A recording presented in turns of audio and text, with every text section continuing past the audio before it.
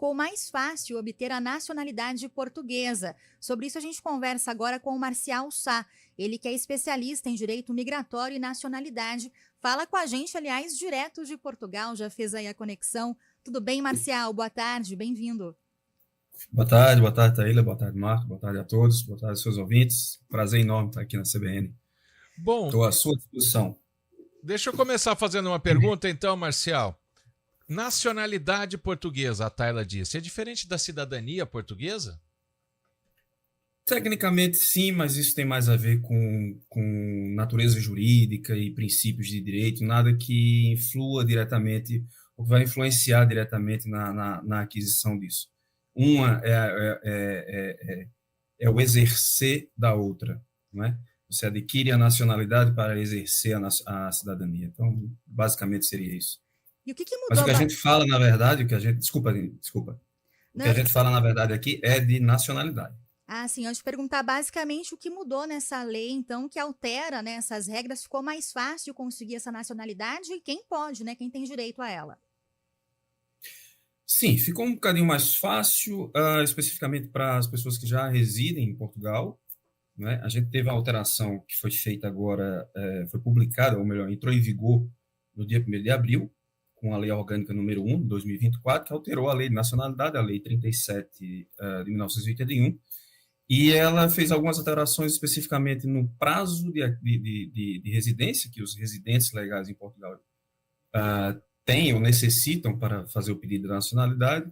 Fez uma alteração também nos requisitos para a aquisição de nacionalidade por via sefardita, ou seja, os descendentes de judeus sefarditas que têm a intenção de adquirir a nacionalidade portuguesa têm agora mais alguns requisitos mais, digamos assim, mais estreitos, né, mais apertados.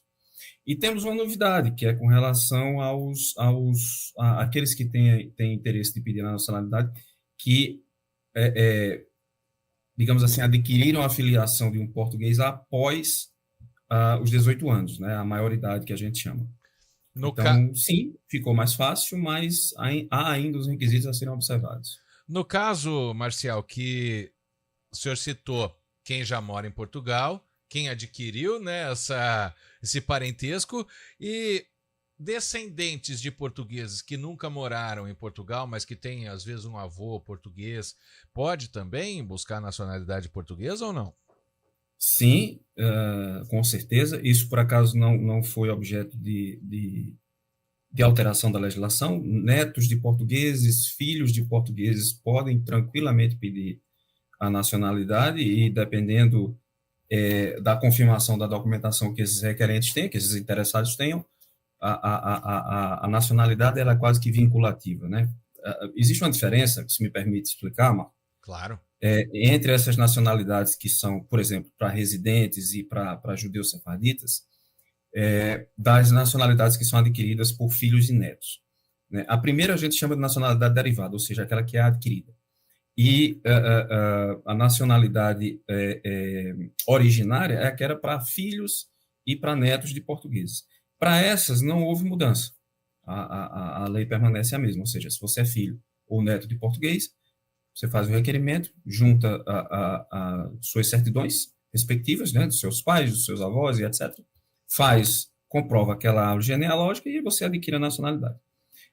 Com relação à naturalização, que é essa nacionalidade derivada que a gente está tratando aqui, que é de judeus sefarditas, que é de residentes, isso sim, houve uma modificação que a gente pode esclarecer aqui para vocês tranquilamente.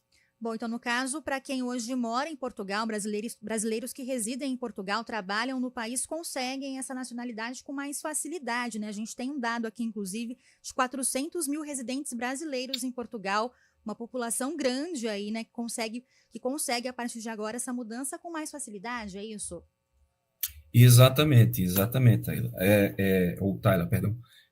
Os residentes em Portugal, aqui já de acordo com o último relatório da AIMA, né, antigamente o nome era CEF, né, Serviço de Fronteiras, agora mudou para AIMA, o relatório tratava de 400 mil brasileiros residentes em Portugal, um pouco menos de 400 mil residentes em Portugal. A modificação mais, digamos assim, proeminente da legislação que foi alterada agora é com relação ao tempo de residência. Então, vamos lá.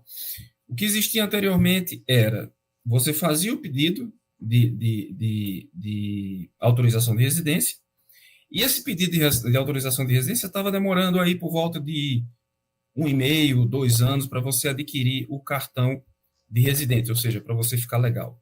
E aí, para efeito de nacionalidade, você só contaria o prazo a partir da data da expedição daquele cartão. E aí, logicamente, você perdia todo esse tempo que você fez o pedido e não houve a resposta do governo português. Agora é diferente, né? Com essa alteração que foi feita lá no artigo 5º da Lei Nacional, melhor, no artigo 15º, perdão, da Lei de Nacionalidade, esse prazo de 5 anos vai começar a contar da data do requerimento. Ou seja, você fez o requerimento ao governo português, já começa a contar ali esse prazo de 5 anos para você adquirir a nacionalidade portuguesa. Eu vou mudar um pouquinho o foco, Marcial. Claro que não é da sua especialidade no direito, mas é um relato. A gente está conversando com alguém que mora em Portugal e que tem visto as questões que têm ocorrido ultimamente. Tem muita denúncia de brasileiro ultimamente de xenofobia acontecendo em Portugal, ou seja, de portugueses que estão mostrando descontentamento com a presença de brasileiros e algum tipo de preconceito. Isso está acontecendo? Isso é algo para o brasileiro que pretende morar em Portugal ficar atento? Olha, vamos lá. Existem algumas variantes nessa questão. Primeiro, sim, é um fato, existem mais, ou estão existindo mais denúncias de xenofobia, a gente vê mais esse tipo de fato acontecendo, por conta de redes sociais e de filmagens e fotos que são feitas, etc. e tal. A gente vê muito isso. E evidentemente que a gente vê também mais por conta do número de brasileiros que tá vindo para Portugal. Então, quanto mais brasileiros, mais a chance de a gente ter xenofobia. Antigamente a gente tinha menos brasileiros e os casos eram menores. Eram menos. Existe sim, como a gente sabe que existe em qualquer lugar do mundo, como existe no Brasil, como existe até entre estados do Brasil, até entre regiões aqui de Portugal, a gente vê um certo preconceito. Bom, isso é uma questão que, sinceramente, eu não sei como se resolve, isso é uma questão para que as autoridades constituídas possam tratar disso, mas sim, existe. O que eu posso sugerir para as pessoas que pretendam vir para Portugal, residir em Portugal, é que façam como eu fiz, é que façam como eu digo, como eu incentivo a todos os meus clientes que o façam, que é planejem, planejem e planejem, não é?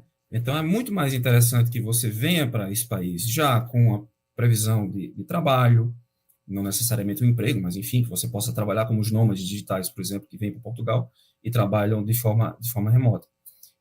Que você venha para Portugal já com uma casa alugada ou comprada, que você venha para Portugal com seus filhos já, se você vier com filhos, obviamente, já matriculados em escola, e assim sucessivamente, para você evitar constrangimentos e para você evitar desconfortos, digamos assim. Não é? Tá certo. Quero agradecer então ao Marcial Sá, ele que é especialista em direito migratório e nacionalidade, fala com a gente direto de Portugal sobre essa mudança. Muito obrigada, Marcial. Uma ótima tarde para você. Muito obrigado. Boa tarde a todos. Obrigado. 3h52, último intervalo no Estúdio CBN.